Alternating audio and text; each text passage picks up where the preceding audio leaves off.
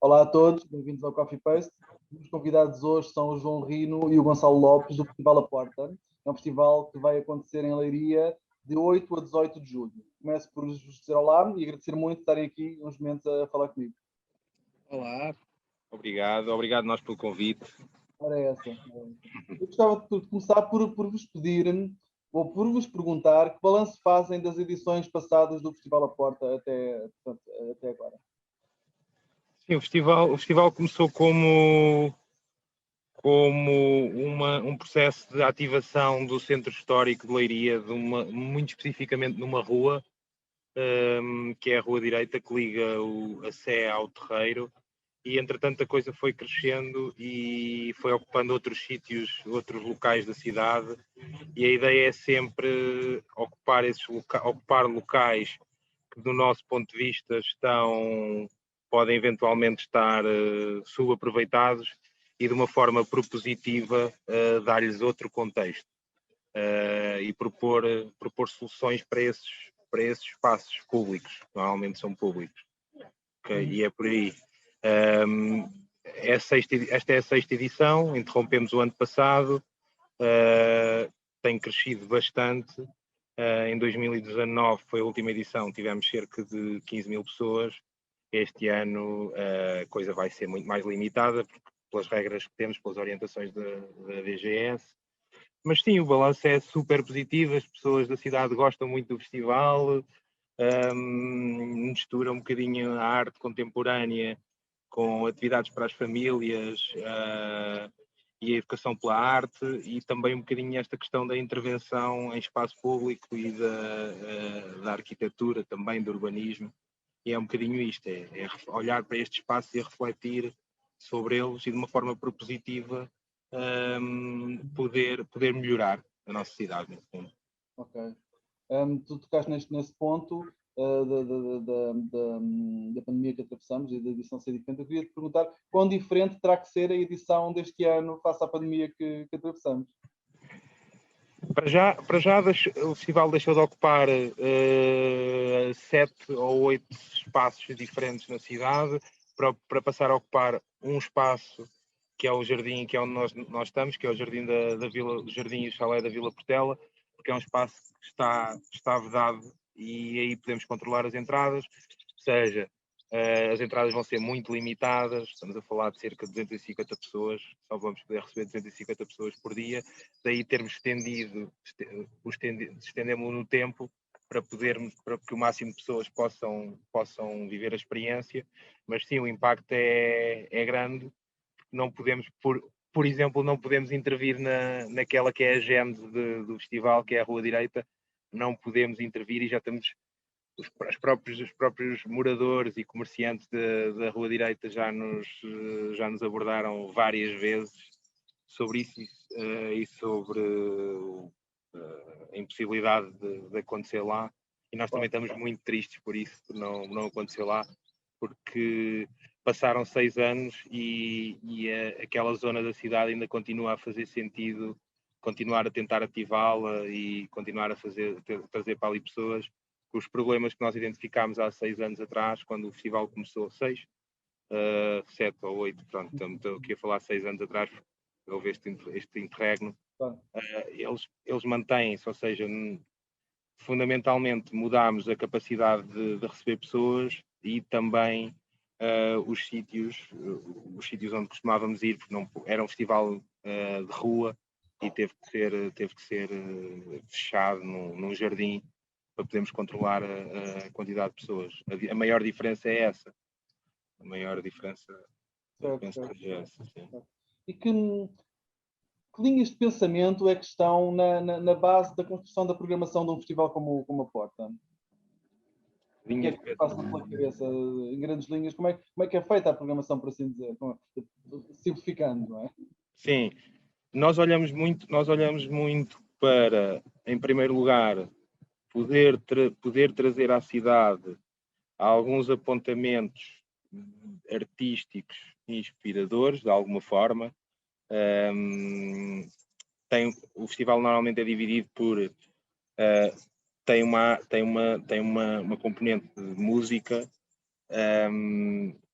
que basicamente funciona muito bem em novos talentos, neste caso, por exemplo, deste ano, novos talentos portugueses. Depois temos uma componente de residências artísticas que visa precisamente isso. É uma residência artística muito voltada para a questão da construção e da execução de peças com as quais as pessoas possam interagir. Depois tem uma componente muito forte de educação pela arte, temos sempre atividades para as famílias e para as crianças, e a ideia é um bocadinho esta. Quando pensamos na programação do Festival à Porta, pensamos sempre numa forma de podermos oferecer às famílias uma experiência que seja que não seja apenas um festival para uma faixa etária mais jovem ou uma faixa etária menos jovem, mas que seja um festival para toda a família, em que as pessoas possam vir a família toda, e onde possam, além de participar nas atividades para os mais novos, os pais poderem aproveitar de outra forma. E é um bocadinho isto, uma linha de pensamento de reflexão, sempre de reflexão em relação ao espaço, e de propor uma nova abordagem para este espaço. Por exemplo, este espaço que estamos aqui, onde estamos hoje, é um espaço onde existe um projeto pensado para se tornar um jardim ou uma casa das artes, mas que ao longo de 5 anos ainda nada foi feito. Então o nosso objetivo é ser o primeiro passo na construção do conteúdo dessa Casa das Artes. E daí surgiu, ou seja, por exemplo, este ano a programação do festival vai muito nessa perspectiva de podermos criar conteúdos para um futuro projeto que possa nascer neste jardim. Ok? E é por aí. Sim, o que muda este ano e é mesmo esse lado da reflexão. No programa foi acrescentado tantas residências artísticas mais voltadas para a construção, como conversas, que era uma coisa que antes não havia. E isso muda logo o programa, mas também a gênese que alimenta estas conversas e estas residências é a própria reflexão sobre o que é que deve ser este espaço. Porque é um espaço que esteve fechado à cidade, foi durante muitos anos privado, e a nossa intenção era, também porque a Porta tem este lado comunitário, sempre teve, como mobilizar as pessoas, se calhar não fisicamente próximas, mas pelo menos a pensarem em conjunto sobre um espaço tão importante, e esta espécie de apropriação de um espaço que está agora a tornar-se público lentamente. Darem um passo. Sim, para teres uma ideia, Pedro, estamos a falar neste jardim, este chalé. O chalé tem cerca de 2.000 metros quadrados e o jardim são mais de 17.000 metros quadrados no centro de Leiria. Exato. Ou seja, é uma mancha verde gigante na malha urbana, e que sempre teve fechado, e as pessoas, durante muitos anos, esta casa esteve abandonada, e as pessoas formularam muitas histórias e meio fábulas que existem sobre este espaço, desde a casa assombrada, desde a casa ser vigiada, eu acho que um bocadinho todos os locais têm no seu imaginário sempre uma casa que é menos habitada, mas que é pelas suas características, nós a apelidamos de abandonada, qualquer coisa deste género. E a cidade sempre se ligou muito a este espaço, porque ele fica mesmo em frente à Câmara Municipal, mas era um espaço inacessível. Então as pessoas foram sempre imaginando como é que seria aqui por dentro, como é que seriam as pessoas que viviam aqui. E há cerca de 5 anos houve um acordo em que a Câmara Municipal acabou por ficar com o espaço. E daí existir este projeto para tornar isto um espaço dedicado à cultura. Claro. Fica-me uma dúvida. As residências são residências em que área? Na área da música ou da outra? Não, na área da... Eu diria, Gonçalo, tu podes falar melhor, mas eu diria que são arquitetura. Ok. São da área da instalação em espaço público. Ok, De instalação artística em espaço público. Imagina que uma ideia. Vão ser criadas. Podemos levantar aqui algumas coisas. Ser criados, sei lá, cadeiras elevadas para as pessoas poderem observar a cidade de outra perspectiva. Pequenas instalações que se ligam à cidade de formas sui generis, coisas desse género, ou seja, não é uma residência artística de música nem de pintura, será mais uma coisa de construção e de intervenção neste espaço que as pessoas depois possam interagir com elas, ok? Ou seja, e os resultados dessas residências vão poder ser vistos já nesta edição? Exatamente. Sim. Estamos a falar de instalações temporárias. Ok. E é isso, e todas elas se relacionam ou provocam ao visitante, propõem uma experiência, um novo olhar, um novo posicionamento, pronto, tem esse tipo de...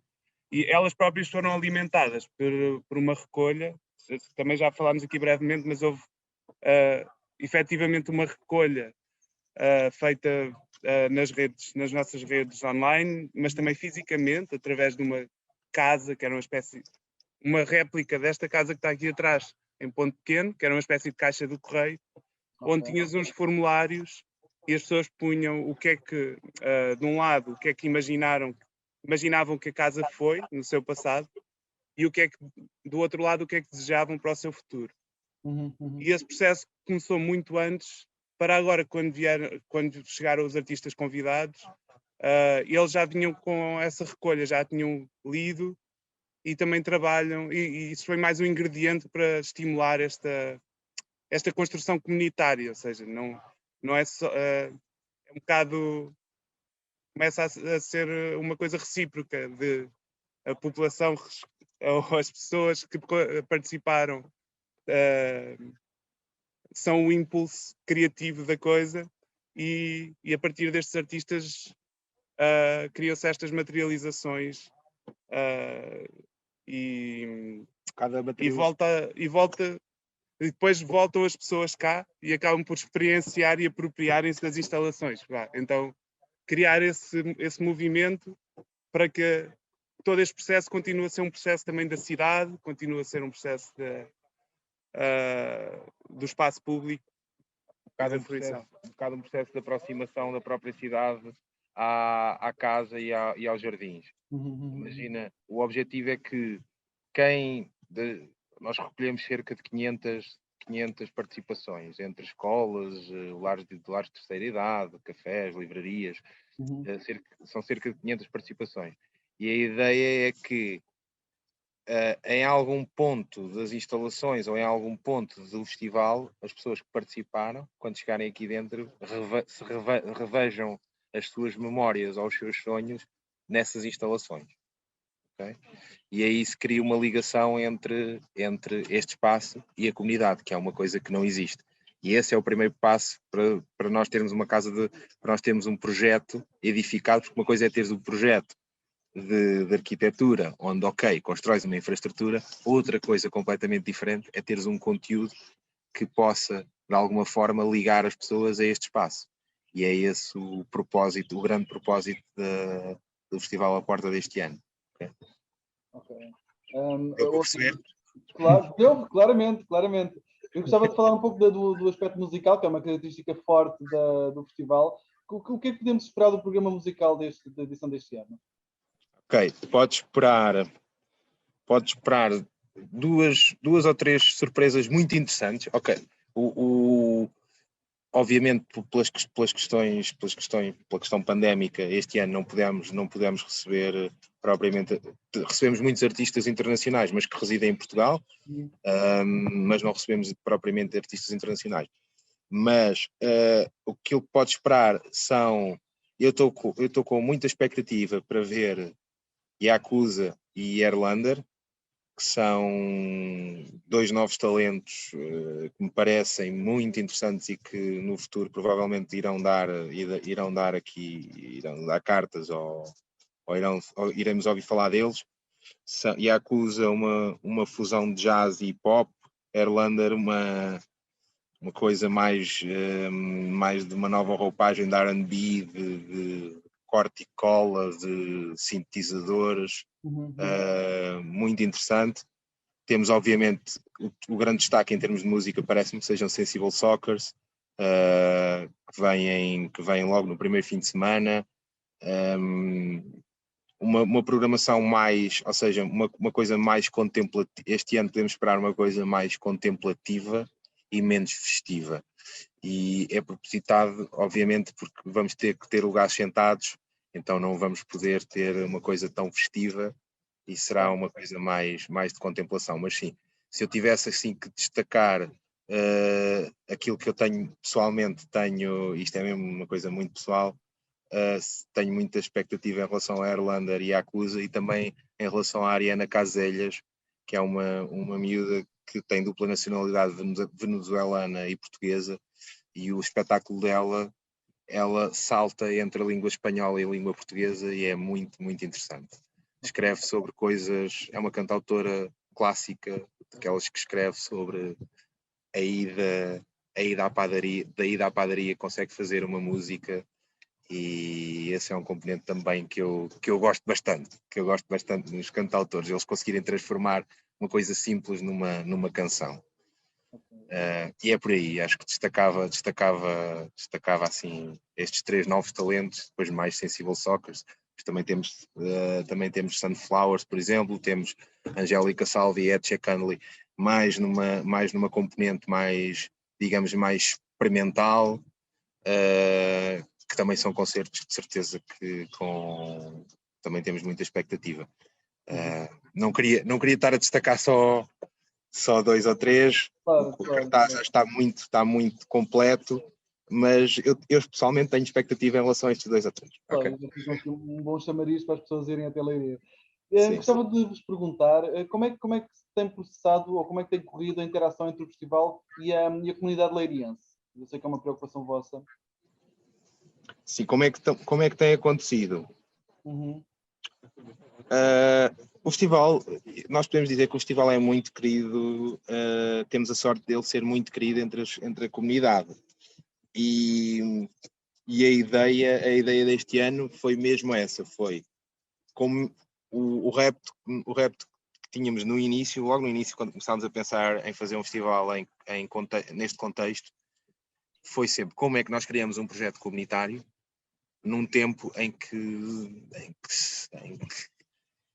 a distância social, em que nos pedem para ter distanciamento físico, e esse distanciamento físico acabou por se tornar também um distanciamento social. Como é que nós podemos inovar nas práticas comunitárias para que as pessoas sintam que fazem parte do festival? Acho que isso está a ser conseguido, ok? Esse objetivo está a ser conseguido, mas o culminar é quando nós abrimos as portas e percebermos se houve efetivamente esta ligação entre esta partilha de memórias e sonhos e as instalações e as pessoas que podem identificar com elas.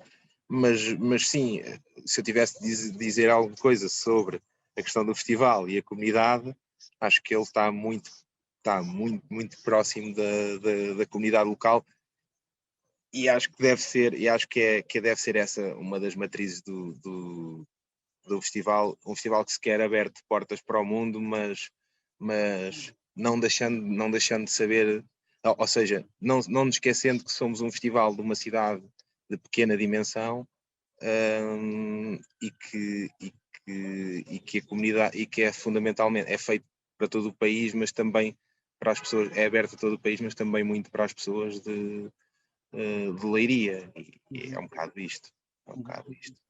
E nesse sentido eu perguntava-vos como é que vem o festival a evoluir nos próximos anos? Há planos?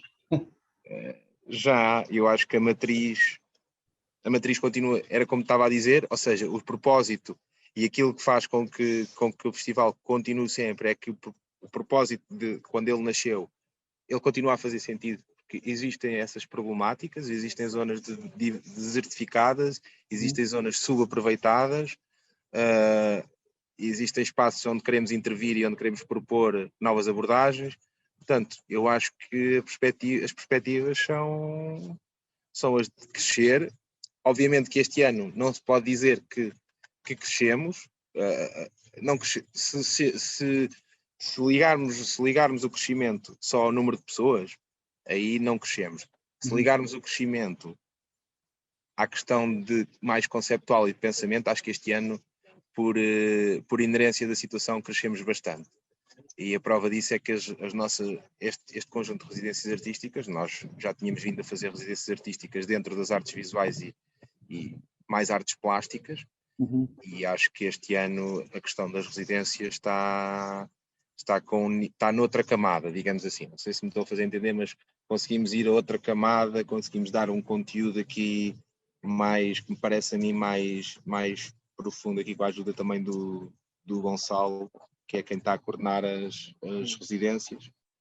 E há um lado interessante, é que as pessoas aqui estão, por exemplo, as Frame Collective, que são aí de Lisboa, está o Pátio Kuhlmann, e que são pessoas muito habituadas à construção comunitária e que o próprio trabalho é muito inerente o contacto, a partilha, o contacto físico. Então as próprias pessoas que vieram também se andam a tentar reinventar em relação, neste ano, em relação ao que é isto, como é que mantemos esta proximidade entre as pessoas, como é que mantemos aquilo em que acreditamos num período destes, com estas dificuldades. É todo um processo e foi interessante também trazê-los para esta conversa, esta discussão, esta problematização ser ainda mais abrangente e mais coletiva. Acho que está tudo num momento muito especial. Então, estamos super expectantes para ver o resultado quando abrir. E sim, em relação ao futuro, eu acho que queremos que as pessoas voltem a estar próximas e cada vez mais ligadas à comunidade, cada vez mais. Mas tem sido um ano de crescimento e de aprendizagem, sem dúvida. Por exemplo, Pedro, queria contar, acho que nós no passado fazíamos uma coisa muito interessante, que eram os jantares. Uma das componentes do festival no passado eram jantares em casa de pessoas, as pessoas abriam as portas de casa.